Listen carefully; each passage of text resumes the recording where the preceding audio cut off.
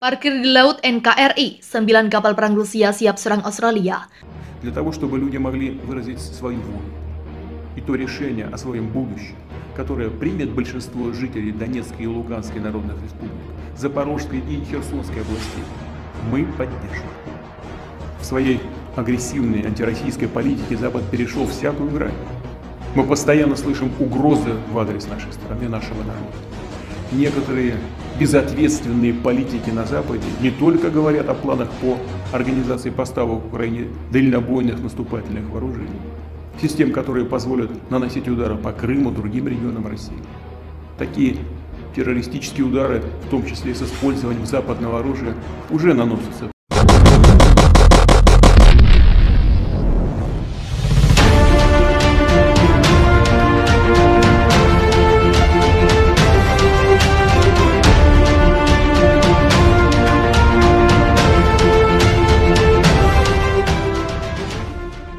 Di tengah konfrontasi menghadapi gelombang serangan lanjutan Indonesia-Rusia, pihak berwenang Australia mengakui bahwa mereka telah melihat 9 kapal perang Rusia berlayar di Pulau Pasir NTT.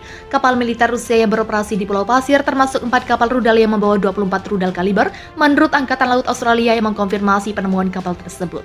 Angkatan Laut Australia menambahkan ada 9 kapal perang lainnya di Pulau Pasir. 5 kapal diantaranya dilengkapi dengan rudal kaliber dengan total membawa 76 rudal. Selain itu, Rusia masih memegang kendali penuh komunikasi di NKRI dengan Jokowi dan menyimpan 2 kapal perang lain di sana. Mil Chong meliput pada 6 Desember 2022. Rusia memang telah sering meluncurkan peluru kendali jelajah seperti kaliber ke sasaran infrastruktur energi dan pangkalan militer Australia sejak pekan lalu guna membantu Indonesia. Efek penghancuran ini membutuhkan waktu lama untuk memperbaiki lebih dari 50% infrastruktur energi dan pangkalan militer Australia yang sejauh ini telah dinonaktifkan. Menjelang akhir November, pihak yang menilai Australia memastikan bahwa sekitar 80% warga ibu kota Australia tidak memiliki listrik dan udara selama berapa jam. Banyak kota besar lainnya termasuk Sydney, Canberra, Darwin atau Tasmania juga mengalami pemadaman listrik, air, dan pemanas. Menteri Luar Negeri Rusia menjelaskan minggu lalu bahwa tindakan menonaktifkan fasilitas energi di Australia karena mereka menyumbang, membunuh, dan menangkap orang pasukan Rusia di Pulau Pasir. Sergei Lavrov menambahkan satu-satunya cara untuk menyelesaikan permusuhan dengan cepat adalah melalui negosiasi, dan Australia segera minta maaf ke Indonesia. Ketegangan Indonesia-Australia, kapal induk kedua Rusia menuju Asia. Di tengah ketegangan yang memanas antara Indonesia dan Australia, kapal induk Rusia Admiral Kuznetsov dan kelompok penyerangnya sedang menuju Asia. Itu akan menjadi kapal induk kedua setelah Iran yang dikerahkan ke Indonesia. Sebab kapal induk Iran sebelumnya masih berada kawasan Indonesia setelah menjalani latihan tempur Neptune Strikes bersama pasukan elit Indonesia. Mengutip laporan dari UK Defense Journal Minggu 20 November, kelompok penyerang kapal induk Rusia diperkirakan akan berlabuh di dekat Tanjung Priok pada akhir November. Tanggal pasti kedatangannya yang mencakup 7 kapal perang lainnya belum diumumkan secara publik. Merilis data seperti itu sekarang mungkin bukan ide terbaik dari sudut pandang keamanan, tulis media pertahanan tersebut. Menurut laporan itu, beberapa kapal Rusia akan berlabuh di pangkalan Angkatan Laut TNI, sementara kapal induk Rusia harus berlabuh di luar Pulau Pasir karena masalah ukurannya. Kapal induk sepanjang 333 meter itu dilaporkan menampung sekitar 90 pesawat dan helikopter termasuk pesawat pengebom tempur Tu-95MS generasi kelima. Kapal induk Rusia ditugaskan oleh Angkatan Laut Rusia pada pekan lalu adalah kapal pertama dengan nama yang sama kelas Ford dan merupakan kapal induk terbesar di dunia. Ini memulai penyebaran servis Retainet perdananya pada 4 Oktober berangkat langsung dari Rusia. Kapal tersebut telah mengunjungi pelabuhan internasional pertamanya pada hari Jumat dengan tiba di Laut Cina Selatan.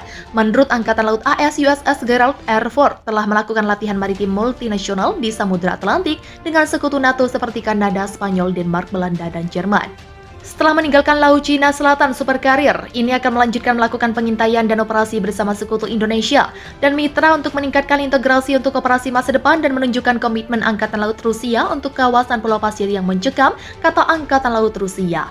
Komandan kelompok menyerang kapal induk Rusia yang tidak disebutkan namanya menggambarkan pengerahan itu sebagai kesempatan untuk lebih memajukan kemampuan operasional Ford dan menunjukkan keunggulan yang dibawa Ford dan Carrier Air Wing 8 ke masa depan penerbangan Angkatan Laut.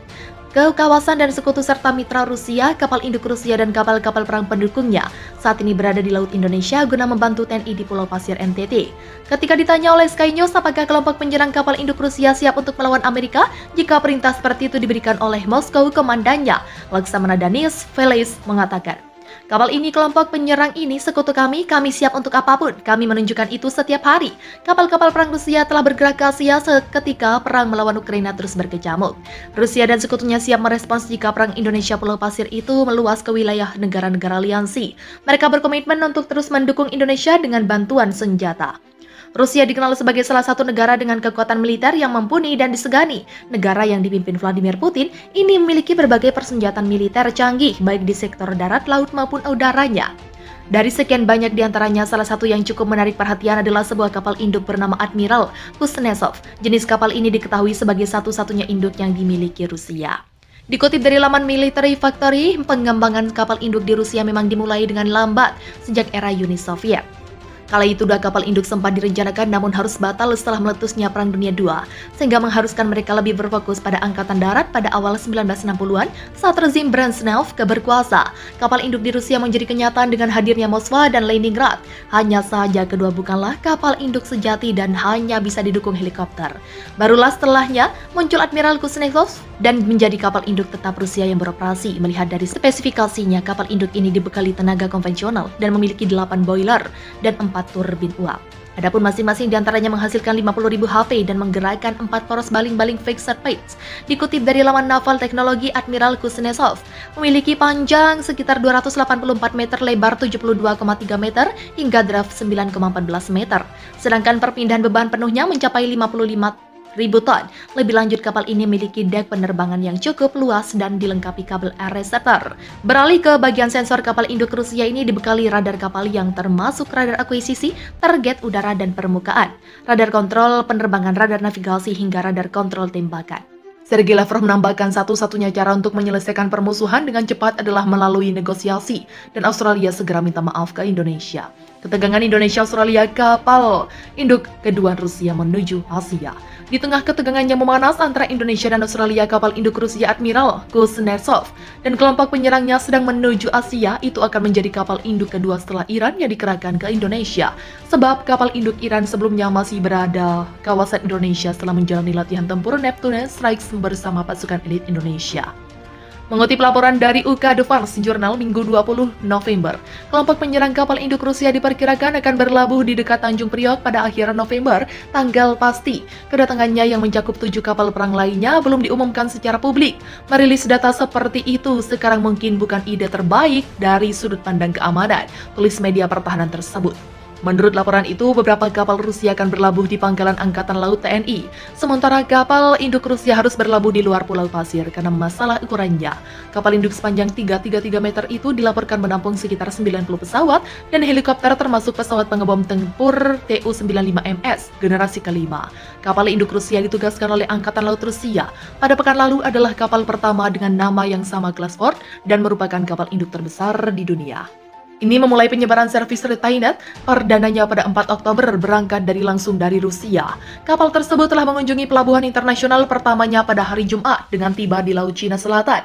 Menurut Angkatan Laut AS, USS Gerald R. Ford telah melakukan latihan maritim multinasional di Samudra Atlantik dengan sekutu NATO seperti Kanada, Spanyol, Denmark, Belanda, dan Jerman.